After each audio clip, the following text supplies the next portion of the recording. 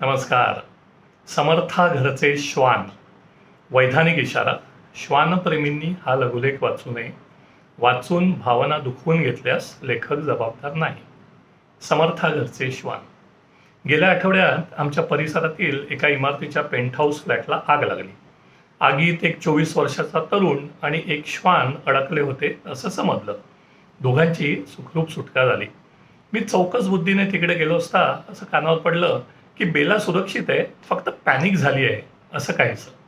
मी घरी येऊन ताबडतोब वृत्तांत कथन केला आणि म्हटलं की कोणी बेला नावाची त्या युवकाची बहीण मैत्रीण वगैरे असावी, ती सुद्धा आगीत अडकली होती. तर मग माझ्या अकलेचा उद्धार करून सांगण्यात आलं की बेला हे त्या अडकलेल्या पुत्रीचं नाव आहे. कसं कळावं मी पामराला?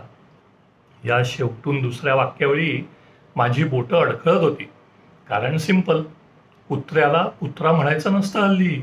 श्वान, भुबू किंवा माझ्या ड्रायव्हरच्या भाषेत डॉगी.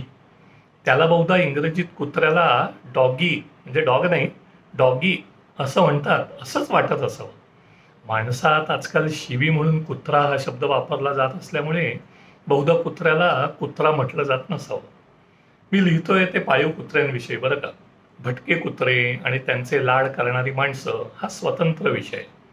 त्यातून मला खटकतं ते त्या पाळीव प्राण्यांचं वर्तन नव्हे, तर त्यांना लाडावून ठेवणाऱ्या त्यांचे मालक, जे जणू त्यांचे पालक असल्यागतच वागतात.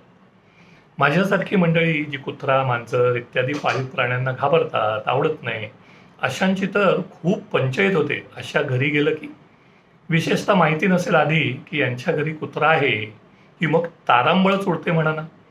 आता खरं तर कुत्रा आणि कुत्री या दोहोंचा समावेश म्हणून कुत्र असा शब्दप्रयोग करायला हवा. पण मग बहुधा श्वानप्रेमी माझ्या अंगावर धावूनच येतील. यावरून आठवण झाली, महाराष्ट्र टाइम्सने पत्र नवे मित्र अशी एक ओळ टॅगलाईन म्हणून घेतली होती. तेव्हा कुणीतरी त्याचं गमतीने विडंबन पत्र नवे कुत्र असं केलं होतं. आपल्या कुत्र्याचं लाड करणं, त्याला आपला पुत्र किंवा पुत्री समजणं असं यथेच्छ चालू द्या हो. माझ्यासारखा घाबरत असेल एखादा त्याला, तरी तो आपल्या घरी अर्धा एक तास जे काय बसणार असेल ते नीट बसू द्या की. अनेक कुत्रे पाहुणा आला की त्याचा वास घेणे, हुंगणे असं सुरू करतात आणि त्यांचे मालक काय नाही जरा हुंगेल आणि मग एकदा का त्याचं समाधान झालं की जाईल असं आपल्याला धीर देतात. तोपर्यंत पाहुण्याची पॅन्ट ओली व्हायची वेळ आलेली असते. त्याचं काय हो.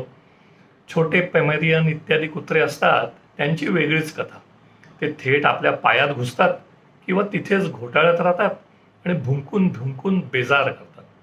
एकदा त्यांच्या केसांमुळे मी अर्धा तास शिंकत होतो, ती गोष्ट वेगळीच.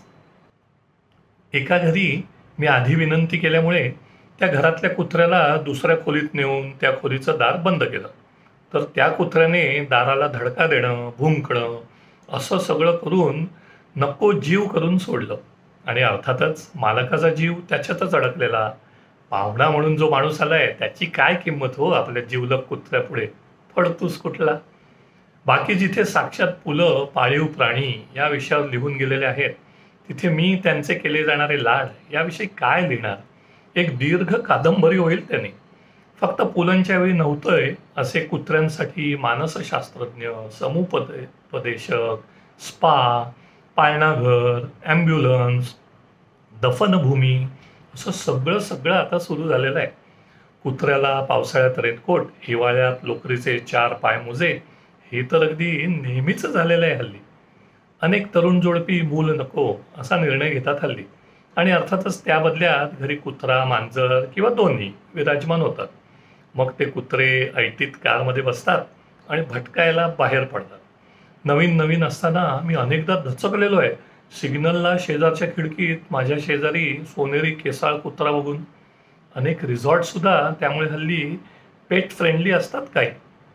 पुन्हा एकदा, ज्यांना कुत्रा पाळायचा असेल खुशाल पाळा. हल्ली कुत्र्याची शी म्हणजे रस्त्यावर केलेली उचलतातही ही मालक मंडळी किंवा त्यांना फिरवण्यासाठी ठेवलेले नोकर.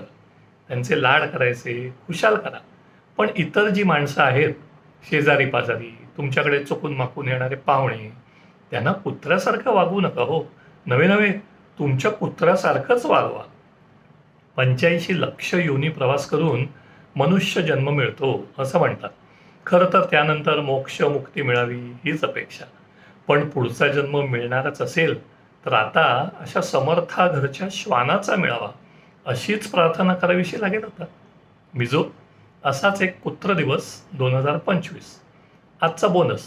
खरं तर अजून भरपूर लिहू शकलो असतो, पण भावना पोचली असावी एवढ्या लिखाणात. माझ्या अनेक मित्रमैत्रिणी, स्नेही, शेजारी अशांकडे कुत्रा पाळलेला आहे. माझे आणि त्यांचे संबंध नीट आहेत अजून तरी. त्यामुळे मी हक्काने त्यातल्याच एकाला बोनस म्हणून फोटो मागितले. माझ्या वहिनीचा भाऊ शैलेश, त्याच्याकडे कुत्रा आणि मांजर असं दोन्ही आहेत. दोघांचे AC बेडरूम असणं इत्यादी यथास्थित लाड होतात. मी टीकात्मक लेख लिहितो आहे असं सांगूनही मला हा फोटो त्याने दिला, त्याबद्दल आभार. लोभ आहेच, तो कुत्र्यापेक्षाही वाढावा एवढीच अपेक्षा.